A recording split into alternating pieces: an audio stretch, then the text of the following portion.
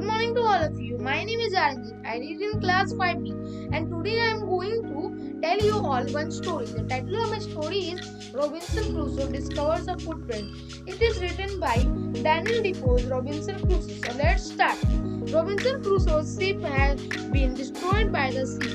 He had been alone for many years and longed for company. One day he discovers a footprint on the sand. Let's find out what he did then. One day when I was going towards my boat, I was surprised to see the footprint of a man on the sand. I stood amazed. I listened. I looked around me. I could neither hear nor see anything. I went up higher to look down. I went up the shore and down the shore, but it was no good. I could find no other footprint but that one. I went to it again to see if there were any more footprints and to tell if it had been my imagination. But I was not mistaken, for there was exactly the print of a foot, toes, heel, every part of a foot. I could not imagine how it came here. I stayed a long time thinking, but became more and more confused.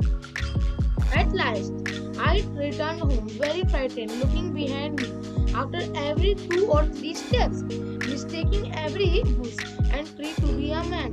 When I came to my cave, which I called my castle, I ran inside it as if I was being chased.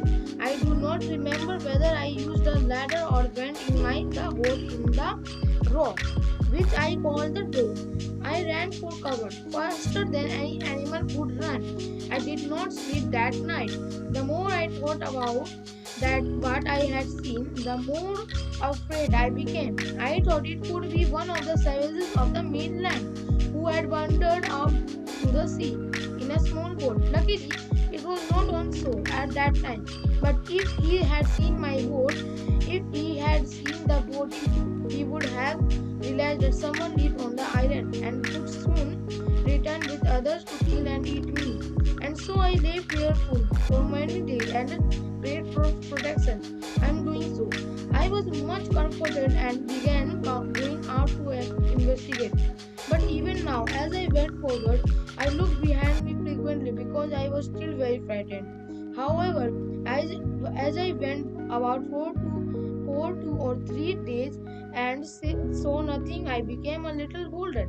I decided to go down to the shore again and examine the footprint once more. I decided to measure it with my own footmark.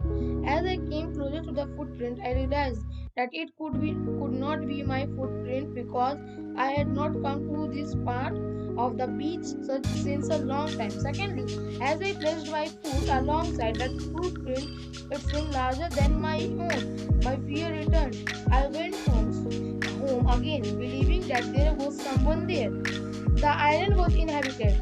Thank you. I hope you all like this video.